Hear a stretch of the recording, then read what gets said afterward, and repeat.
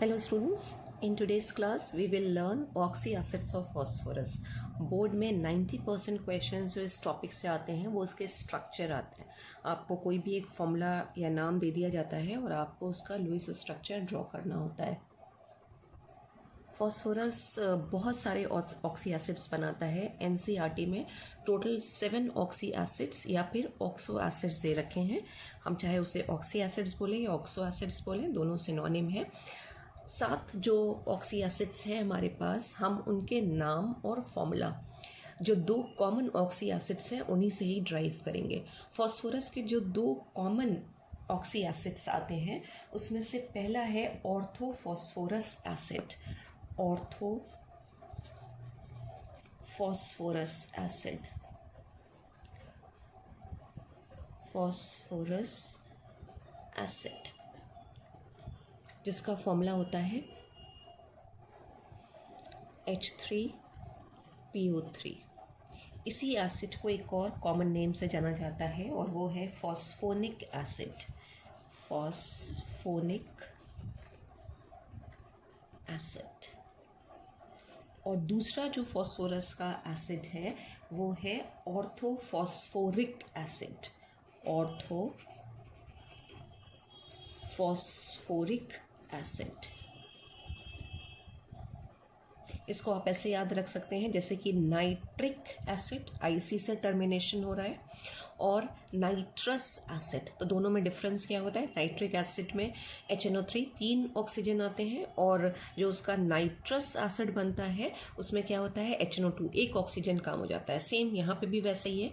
Phosphorous acid का formula है H3PO3. तो जब हम उसका फॉस्फोरिक एसिड बनाएंगे तो फॉर्मूला आ जाएगा H3PO4. तो सबसे पहले तो आपको इन 2 कॉमन एसिड के नाम याद रखने हैं. दोनों जो कॉमन एसिड हैं वो ऑर्थो से स्टार्ट हो रहे हैं. ऑर्थो प्रीफिक्स लगा हुआ है. ऑर्थोफॉस्फोरस और ऑर्थोफॉस्फोरिक, H3PO3, H3PO4. तो टोटल 7 एसिड्स की हमने बात करी थी, जिसमें से एक ये हो गया और दूसरा ऑक्सी एसिड ये हो गया. अब हम ऑर्थोफॉस्फोरस एसिड से अपना 3rd और 4th ऑक्सी एसिड निकालेंगे. और 3rd और 4th जो इससे हमारा आएगा ऑर्थोफॉस्फोरस से जो आएगा उसमें से पहला है हाइपो और बाकी सेम रहेगा phosphorous acid. Hypophosphorous acid, hypophosphorous acid. और इसका भी एक कॉमन नेम है फॉस्फेनिक. इसे फॉस्फेनिक एसिड भी बोला जाता है. फॉस्फेनिक एसिड. अब जब हमें फॉस्फोरस का हाइपोफॉस्फोरस बनाना है तो हम सिंपली क्या करते हैं कि जो फॉर्मूला ये है उसमें से एक ऑक्सीजन आटम को कम कर देते हैं. तो हम यहाँ से एक ऑक्सीजन आटम जब कम करेंगे तो हमारे पास इसका फॉर्मूला आ जाएगा H3PO2. और इसी से ही फॉस्फोरस से ही ऑर्थोफॉस्फोरस एसिड को हम कॉमनली फॉस्फोरस एसिड भी बोलते हैं. तो फॉस्फोरस एसिड से हम जो अपना 4th एसिड ड्राइव करेंगे वो प्रीफिक्स के साथ आएगा पायरोफॉस्फोरस. अब इसका भी फॉर्मूला आपको रटने की ज़रूरत नहीं है. इसका फॉर्मूला देखिएगा हम कैसे निकालते हैं. पायरोफॉस्फोरस एसिड. तो पायरोफॉस्फोरस एसिड के लिए सबसे पहले आपको फॉस्फोरस एसिड का फॉर्मूला पता होना चाहिए, विच इज़ H3PO3. H3PO3 की आप 2 यूनिट ले लेंगे और दोनों को हम सम कर लेंगे. ये 2 यूनिट्स आ गई और दोनों को सम करेंगे तो 3 और 3 हाइड्रोजन, कितने हाइड्रोजन हो गए? 6 हाइड्रोजन. फॉस्फोरस कितने हो जाएंगे? 2. और ऑक्सीजन कितने हो गए? 6. अब इसमें से हम क्या करेंगे? पायरोफॉस्फोरस ड्राइव करने के लिए एक वाटर मॉलिक्यूल को एलिमिनेट कर देंगे. इसमें से एक वाटर मॉलिक्यूल जब आप एलिमिनेट करेंगे तो हाइड्रोजन कितने बचेंगे? 4. फॉस्फोरस एज इट इज़ रहेंगे P2 और ऑक्सीजन कितने हो जाएंगे? तो फॉर्मूला क्या आ गया पायरोफॉस्फोरस एसिड का? H4P2O5. तो टोटल अभी हमारे पास कितने ऑक्सी एसिड्स आ गए फॉस्फोरस के? ऑर्थोफॉस्फोरस, ऑर्थोफॉस्फोरिक, हाइपोफॉस्फोरस और पायरोफॉस्फोरस. अब 2 फॉस्फोरस के ऑक्सी एसिड हम ऑर्थोफॉस्फोरिक एसिड से ड्राइव करेंगे. ऑर्थोफॉस्फोरिक से भी हम यही बनाएंगे जो हमने यहाँ पे बनाया था, प्रीफिक्सेस हाइपो और पायरो लगा के. हाइपो के साथ आ जाएगा हाइपोफॉस्फोरिक एसिड और पायरो के साथ आ जाएगा पायरोफॉस्फोरिक एसिड. तो हम नेक्स्ट कर लेते हैं नंबर 5. इसमें हमारा ये आ जाएगा हाइपो और बाकी फॉस्फोरिक है, hypo phosphoric acid, phosphoric acid. तो हाइपो बनाने के लिए आपको क्या करना है, सिंपली जो भी उसका एसिड है, कॉमन एसिड फॉस्फोरिक एसिड, उसमें से आपको क्या करना है, एक ऑक्सीजन आटम हटाना है। लेकिन एक ऑक्सीजन आटम हम ऐसे नहीं हटाते हैं, पहले हम इसको डबल करते हैं, H3PO4 प्लस H3PO4 डबल करके हमारे पास क्या आ जाएगा, S6P2 और O8। अब इसमें से हम पहले एक वाटर मॉलिक्यूल को एलिमिनेट करेंगे, रिमेनिंग हमारे पास आएगा H4P2O7 और अब इसमें से हम एक ऑक्सीजन आटम को रिमूव करेंगे, तो वी विल गेट H4P2O6। तो this is the formula for hypophosphoric acid. और इससे पहले जो फॉर्मूला आया था H4P2O7 वो बेसिकली पायरोफॉस्फोरिक एसिड का फॉर्मूला होगा। तो लास्ट जो हमारा एसिड आएगा पायरोफॉस्फोरिक एसिड, उसका फॉर्मूला हो जाएगा H4P2O7। और वो कैसे आया, हमने H3PO4 को डबल किया, 2 × H3PO4, और पायरो बनाने के लिए हम हमेशा एक वाटर मॉलिक्यूल को एलिमिनेट करते हैं। तो वाटर मॉलिक्यूल के एलिमिनेशन के बाद वी विल गेट H4P2O7। आप इसको ऐसे भी याद रख सकते हैं कि आप पहले ऑर्थोफॉस्फोरिक से पायरो बना लीजिए और फिर जो पायरो का फॉर्मूला आ रहा है उसमें से एक ऑक्सीजन आटम को और कम कर दीजिए तो हाइपोफॉस्फोरिक एसिड बन जाएगा। तो these are 6 oxy acids of phosphorus, 1 2 3 4 5 6। और एक जो नंबर 7th फॉस्फोरिक या ऑक्सी एसिड्स ऑफ फॉस्फोरस की बात करी गई है वो है मेटाफॉस्फोरिक एसिड, मेटाफॉस्फोरिक एसिड, जिसको पॉली मेटाफॉस्फोरिक एसिड भी कहते हैं, मेटाफॉस्फोरिक एसिड। और ये एक तरह का पॉलीमर है, तभी इसका नाम आ रहा है पॉली मेटाफॉस्फोरिक एसिड। इसमें HPO3 की n number of units present होती हैं। इनफैक्ट अगर आप कुछ बुक्स और देखेंगे, रेफरेंस बुक, तो उसमें एक और ऑक्सी एसिड की बात हुई है, वो है पर ऑक्सोफॉस्फोरिक एसिड, पर ऑक्सोफॉस्फोरिक एसिड, जिसका फॉर्मूला आता है H3PO5। जैसे सल्फर का ऑक्सी एसिड बनता है पर ऑक्सी सल्फ्यूरिक एसिड, वैसे ही फॉस्फोरस का भी पर ऑक्सी फॉस्फोरिक एसिड बनता है H3PO5। लेकिन हम उतने ही एसिड डिस्कस करेंगे जो हमें NCERT में दे रखे हैं, और ये 7 एसिड्स आपको दे रखे हैं। आप थोड़ा सा अगर इसको मेमोराइज कर लीजिए तो फिर आपको सारे एसिड के नाम और फॉर्मूला को बिल्कुल रटने की ज़रूरत नहीं पड़ेगी, आप इजीली फॉर्मूलाज निकाल सकते हैं। पायरो के लिए हमेशा ध्यान रखिएगा, पायरो प्रीफिक्स जब भी लगा होता है तो वाटर मॉलिक्यूल, यानी जो उसका कॉमन एसिड होता है उसमें से वाटर मॉलिक्यूल, मतलब कॉमन एसिड की 2 यूनिट्स लेके उसमें से हम वाटर मॉलिक्यूल को एलिमिनेट करते हैं तो पायरो प्रीफिक्स वाला हमें एसिड मिलता है, चाहे वो पायरोफॉस्फोरस हो या फिर पायरोफॉस्फोरिक। और अभी हमने कहा था कि बोर्ड में यूजुअली हमसे जो है वो ऑक्सी एसिड के, फॉस्फोरस के ऑक्सी एसिड्स के स्ट्रक्चर पूछ ले जाते हैं, तो हम उसके स्ट्रक्चर्स को देख लेते हैं।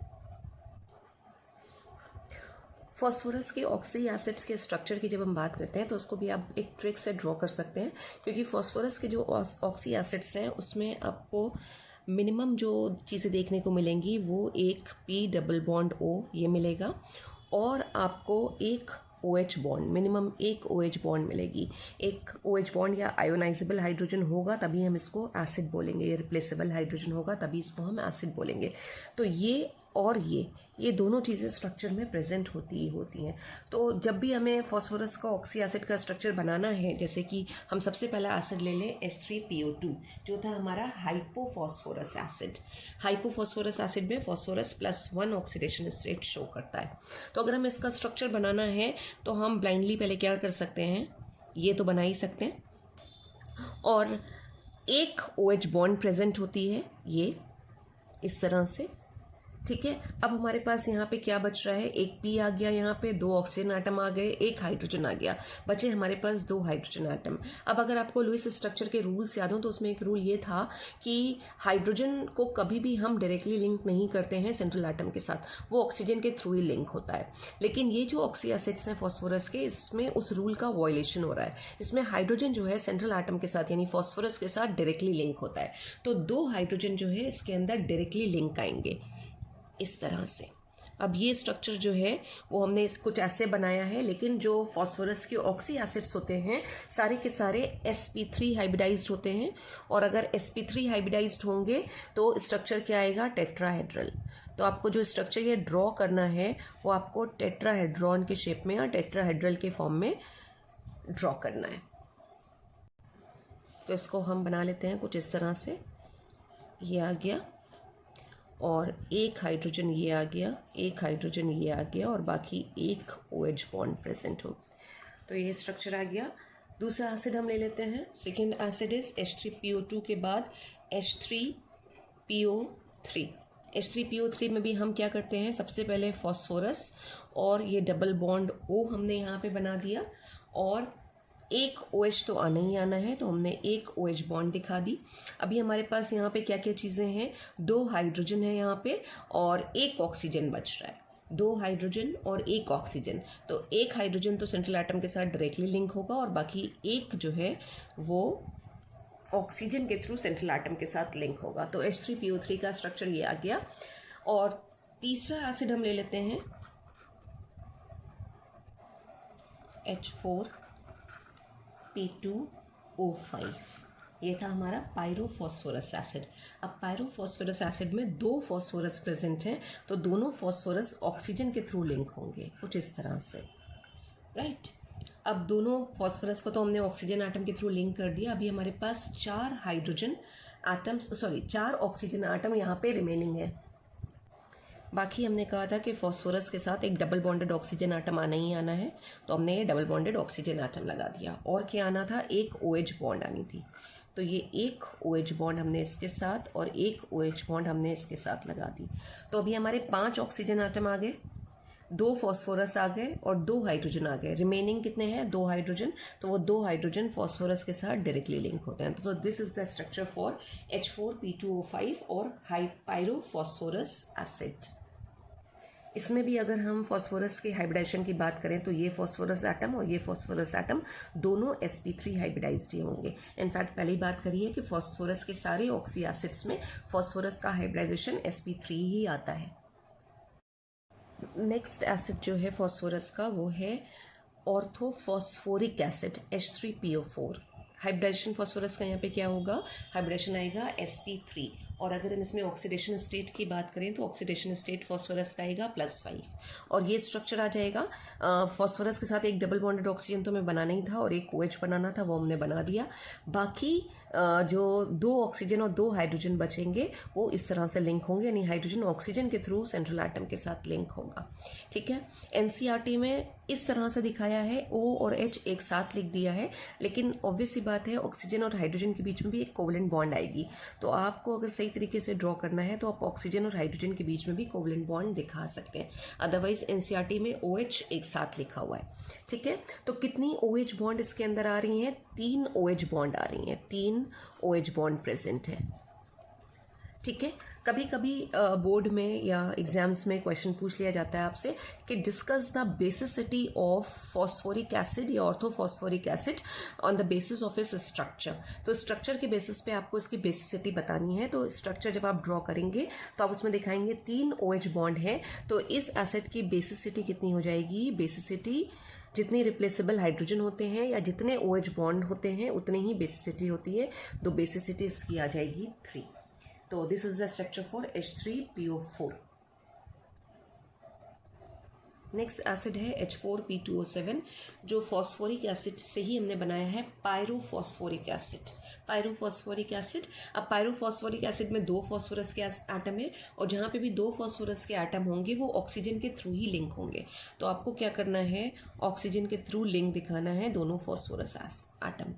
ये आ गया। फिर हमने कहा कि डबल बॉन्डेड ऑक्सीजन तो हमें लगाना ही है, तो हमने डबल बॉन्डेड ऑक्सीजन लगा दी। एक OH बॉन्ड आती ही आती है, तो एक OH बॉन्ड आएगी। इनफैक्ट इसमें आपके हर फॉस्फोरस के साथ 2 OH बॉन्ड प्रेजेंट होती है, यानी कोई भी ऐसा हाइड्रोजन नहीं होता है जो डायरेक्टली लिंक हो। तो हमने एक OH बॉन्ड ये दिखा दी, एक OH बॉन्ड ये दिखा दी, और इसी तरह इस फॉस्फोरस के साथ भी हम क्या करेंगे, OH बॉन्ड दिखा देंगे ये, और एक आ रहा है OH ये। तो कितनी बेसिसिटी आ रही है अगर हम बात करें तो 1 2 3 4 4 यहाँ पे हमारे पास OH बॉन्ड है, तो बेसिसिटी भी क्या आ जाएगी, 4 हो जाएगी इसकी। तो this is the structure for pyrophosphoric acid. अब पायरोफॉस्फोरिक का ही हमें बनाना है हाइपोफॉस्फोरिक एसिड। तो हाइपो में हम क्या करते हैं, इसी फॉर्मूला में से एक ऑक्सीजन आटम को और हम कम कर देते हैं। तो सेम वही फॉर्मूला आ रहा है, बट ऑक्सीजन कितने होगा यहाँ पे 6।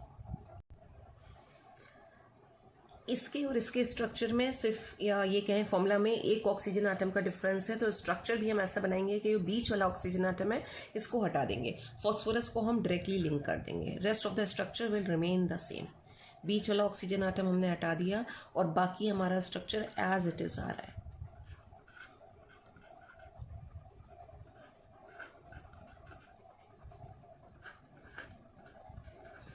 This is the structure for H4P2O6, या जिसको हम क्या बोलते हैं, हाइपोफॉस्फोरिक एसिड। बेसिसिटी अगेन इसकी कितनी होगी, बेसिसिटी हो जाएगी 4। क्यों 4 हो रही है, क्योंकि 4 OH बॉन्ड इसके अंदर प्रेजेंट है। मोस्टली जो आपसे स्ट्रक्चर पूछे जाते हैं वो या तो H3PO2 का, या H3PO3 का, या फिर H3PO4 का, और उसमें बच्चे कंफ्यूज हो जाते हैं कि कितनी OH बॉन्ड है, उन्हें ध्यान नहीं रहता। तो एक ट्रिक और है जिससे आप याद रख सकते हैं कि कितनी OH बॉन्ड आएंगी।